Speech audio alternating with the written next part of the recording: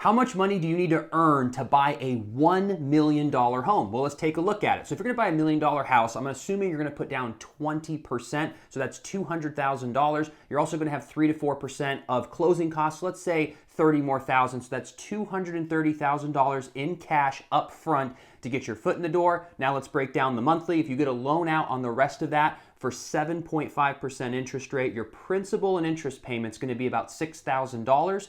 And your property tax, let's say it's about 1% of the sales price, so that's gonna break down to about $833 a month. Your homeowner's insurance, let's just say, is $500 a month. That could vary and could be more depending on where you live, but let's stick with $500. And then HOA, if you're in a place like Florida where I am, Orlando, a $1 million home, your HOA is gonna sit maybe around $500 a month. So out the door, you're looking at $7,833. So what does your income need to be to qualify for a loan like this?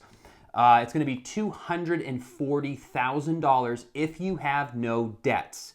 So how this works is you'll take $240,000, your salary, you'll multiply that by 40%. That's the typical debt to income ratio a lender is going to use when qualifying you. That leaves you with $96,000 divided by 12 months, gives you $8,000 for a monthly allowance when it comes to purchasing a house. So you're about $167 over of what you actually need. But if you do have debts, if you have a car payment, if you have credit cards, if you have student loans, you have a personal loan, whatever that monthly payment is, they're going to deduct that. So if you make $240,000 and you have an $8,000 monthly allowance, if you have a $500 car payment and a $500 credit card, that $1,000 comes off the top. So now you can only afford $7,000, which wouldn't qualify you for the $1 million house. So you'd either have to put a bigger down payment down, or you'd have to pay off the debt if you wanted to qualify with $240,000. You could also make more money, bring in your spouse or whatever it may be, or you may have to drop down and buy a $900,000 house. So that's something that you would have to go over, but I would recommend speaking with a professional lender